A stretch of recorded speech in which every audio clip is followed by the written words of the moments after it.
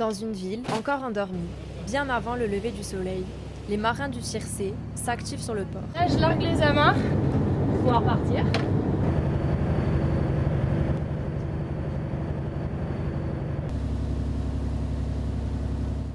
L'un des plus gros chalutiers de Corse s'éloigne de Porto Vecchio. L'heure, pour les 4 matelots, de préparer le bateau pour la journée de pêche. On est en train de fermer le filet, pour pas qu'il s'ouvre en mer bien sûr. Là on visite le filet pour voir s'il n'y a pas de trou, pour pouvoir le réparer. Et là on va faire tout, avant de le mettre à l'eau bien sûr. Là on va tout faire, là on va regarder.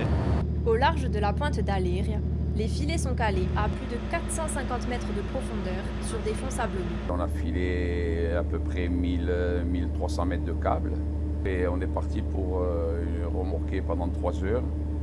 Et au bout de 3 heures, on va relever le filet et on va voir ce qu'on nous a bien voulu nous donner. C'est le moment de repos et de partage pour les pêcheurs qui se retrouvent dans la cabine centrale. S'il n'y a pas un esprit de cohésion dans un bateau, ça ne peut pas aller. Et c'est dangereux. Parce que là, au moins, nous, on est soudés, on se fait attention l'un à l'autre. S'il y en a un qui a un problème, tout de suite, on le voit. On se dit tous les jours qu'on en a marre qu'on veut arrêter. Mais on revient toujours à la pêche, quoi. Parce qu'on aime ça, en fait, au fond. Et quand on n'est pas en mer, il y a un manque. Au bout d'un moment, voilà, on s'ennuie. Et c'est vrai que tous les jours, moi, j'ai des métiers de merde et on a envie d'arrêter, mais on est toujours là. C'est une passion, la mer. C'est une passion. Si, de toute façon, si c'est pas la mer, c'est pas une passion, c'est impossible de faire ce métier. La cloche sonne, il est l'heure de remonter les filets. Des langoustines, des rascasses, quelques poissons.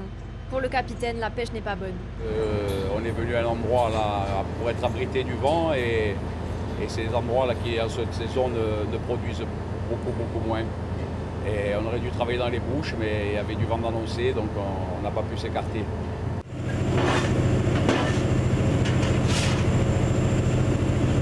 Sans perdre de temps, les filets sont remis à l'eau. C'est le moment de trier la récolte.